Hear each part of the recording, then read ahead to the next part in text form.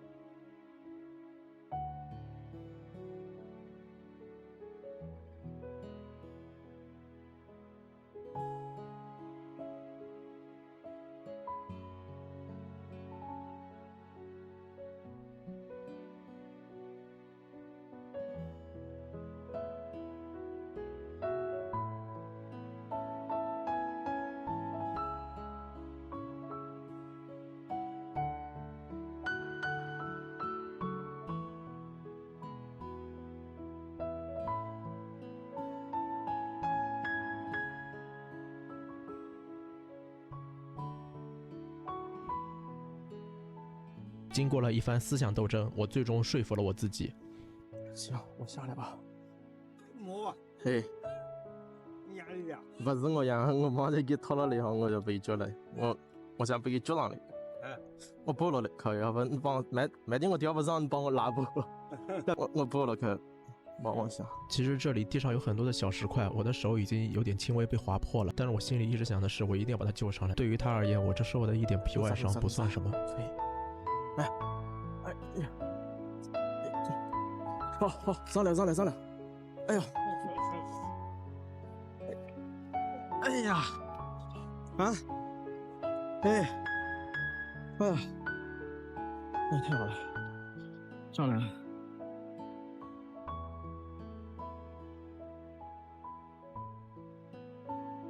你怎么掉下去的？别，你别给我解释了，你回来。这只小猫咪好像听到我的话一般。让我看一下，这脚这么小啊，这么矮，这脚还没我手指头长呢，你。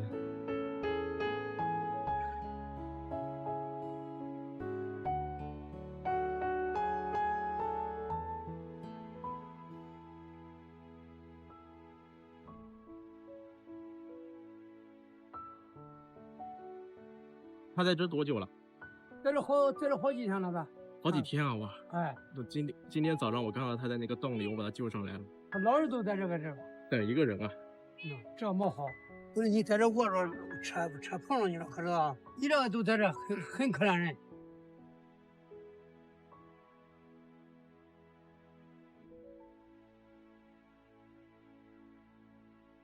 投资别说，不是找不上那个是你吧？你拿去。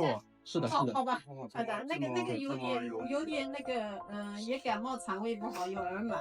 是吗？那个大猫呢？就是他。哦，就它。我看的以为是大猫，结果也是这个小笔杆。它是掉在洞里，然后半天上不来。怎么把它接起来？我跳下去了。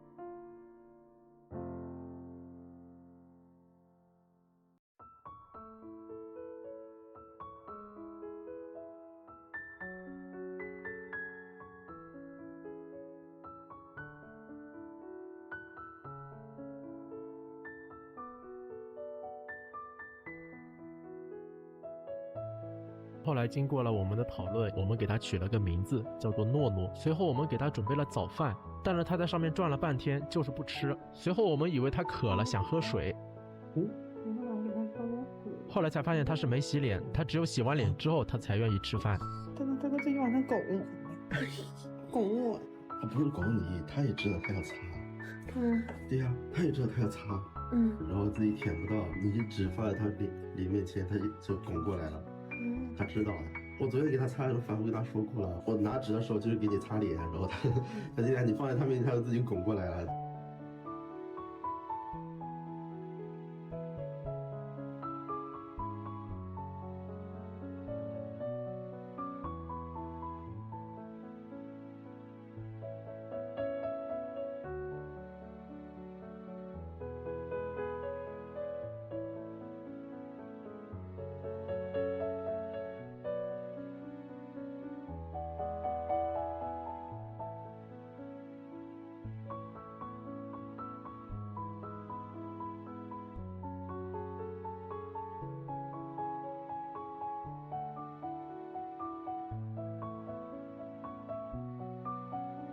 这个猫条吃的狼吞虎咽的。刚刚把这个猫条打开的时候，它就直接拿猫条蹭脸。它好像不会吃猫条一开始，然后后面我就多尝试了几次嘛，怼它嘴里，它才知道这个是吃的。不知道它之前过的啥苦日子。哎呀，受委屈了？怎么了？怎么了？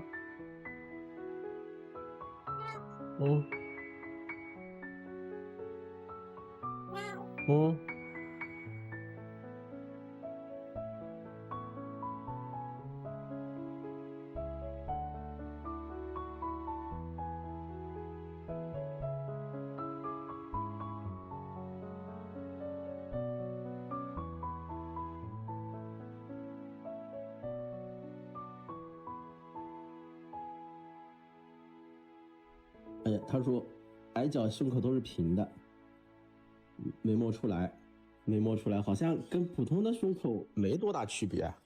你别醒我手上，你感冒还没好，到时候把流涕王姑姑红过袖的。有点掉毛啊，等会让闺蜜扫一下。诺诺，这是阿龟，这是原住民啊，你别把你大鼻涕擤他身上了。阿龟是有点洁癖在的。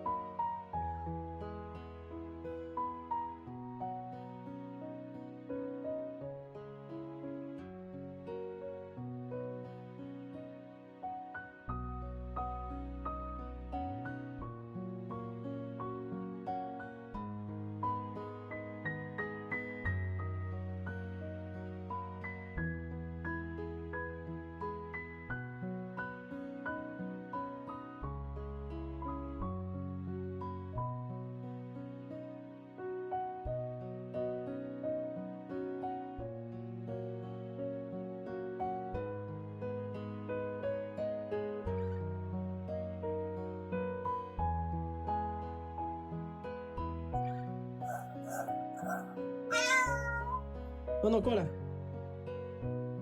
阿咪不害怕。不会，阿咪不会。行。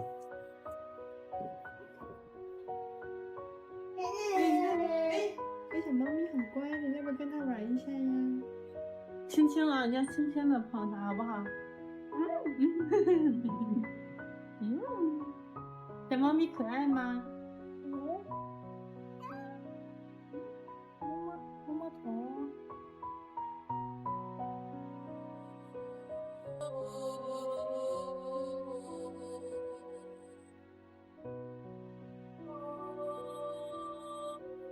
今天早上起来的时候，发现诺诺在玩逗猫棒，后来他居然把逗猫棒直接放在了我们门口，暗示我要跟他一起玩。他看到我过来了，索性直接躺下。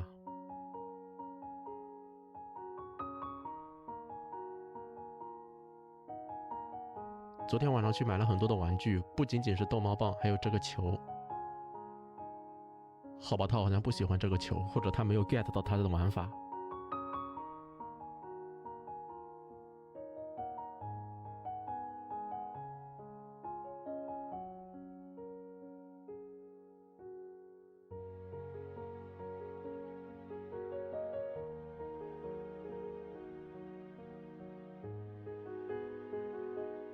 因为我家榻榻米的规格，我本来以为这个4件套它是不够大的，没想到摊上去的时候刚刚好，甚至有一点点冗余，这就是我想要的效果。诺诺一上去他就不肯下来了。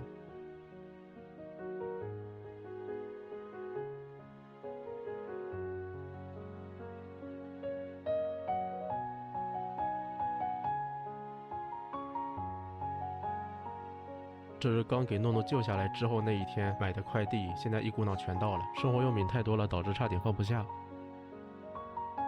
这些是猫爬架，当我在拼装的时候，它也没闲着。组装好之后，它就迫不及待的上去了，立马磨了一下爪子。没有磨爪的这几天真是委屈你了。最后这几个大的我都拼装好了，成品是这样子的。